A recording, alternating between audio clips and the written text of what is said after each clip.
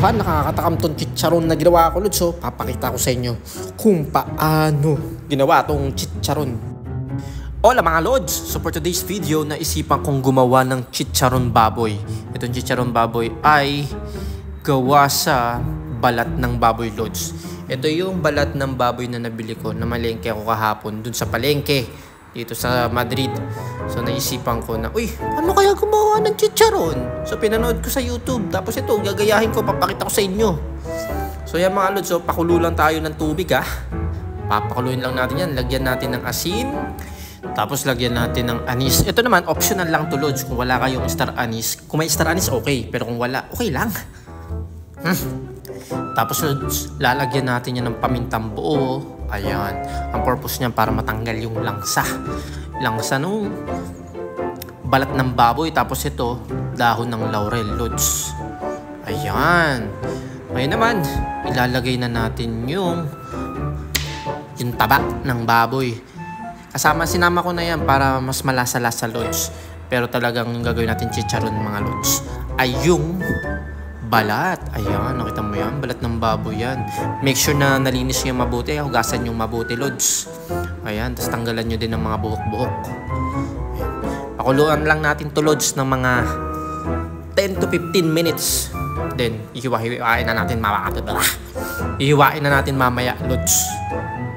So, ayan na nga, oh. Oh, ha? Kumulo na siya, Lods. Ngayon, ihahangod. Ano nga yun? Ihahango na natin, tatanggalin na natin yun, Lods, no? Hirap talaga mag-video ng walang cameraman, Lods. Ayan mga Lods, so tatanggalin na natin yan sa kumukulong tubig. Ilalagay natin sa isang malinis na lalagyan. Siyempre, sa malinis, Lods. Ayan, pakita ko sa inyo. Ayan. Tapos hihiwain na natin yan ng maliliit. Papakita ko sa inyo kung gaano kaliliit. Okay? Ayan, Lods, oh, diba? Ganyang size, okay na. Para kapag ginawang chicharon siya, hindi naman siya sobrang laki na nakakaumay. Parang bite size lang, Lods. Tamang-tama, isaw-saw mo yan. So, ayan na mga Lods lahat, oh. Oh. Nahiwa na natin lahat. Then, nilalagay natin yan dito sa kawali. Pero walang lalagay na mantika, kasi magmamantika yan ng kusa. Ayan, oh, Lods, oh, nagmantika na siya, oh. Basta wag lang malakas yung apoy, ha? Mamaya papakita ko yung itsura niya na dapat medyo brown-brown pa talaga siya. Para kapag niluto ulit natin, chichicharon talaga siya, Lods. O yun, tingnan nyo naman, Lods. Ganyan, karami yung mantika niya. Hindi natin yan nilagyan ng mantika, ha? Grabe, daming fats, daming oil. So, ito na nga mga Lods, oh. Ito na yung next part. Maglalagay tayo ng mantika. Ito yung bagong mantika na to. Papainitin natin to.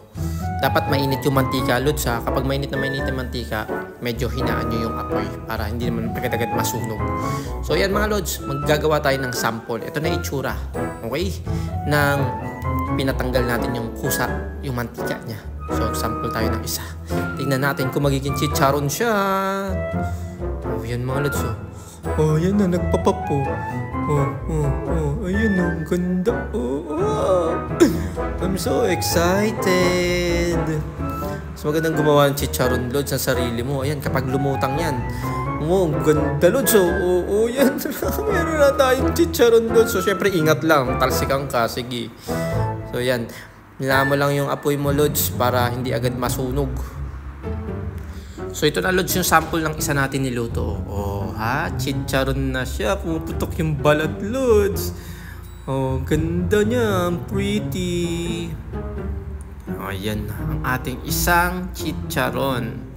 Ngayon, kunin na natin yung madami. Lutuin natin ng sabay-sabay, Lods. So, yan na nga, Lods, oh. Tignan mo. Ang ganda, Lods. Diba?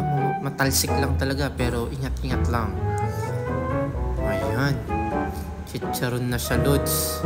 So, ito yung pinaka naluto na ng lahat. Tignan nyo. Bago pala yan, nagluto din ako ng siomay. Marunong din ako magluto ng siomay, Lods. Patok to sa restaurant namin, eh. Ito yung specialty ko, ang siomods. So, ayan na mga Lods. Ito na yung mga chicharon natin. Lalagyan lang natin yan ng asin. Depende sa inyo kung gaano kadami, gaano kaalat. Sarap, Lods. Sarap papakin. Siyempre, Mas masarap pag may suka, na may bawang, na may sibuyas, Lods. Titikman natin, ha? Oh, sarap. Sarap. Perfect. Craving satisfied. Thank you for watching and don't forget to follow my Facebook page, Huwag nyo na gawin sa bahay ninyo, Bueno, mga Lods. maraming salamat. Hasta luego mga Lods. Ciao!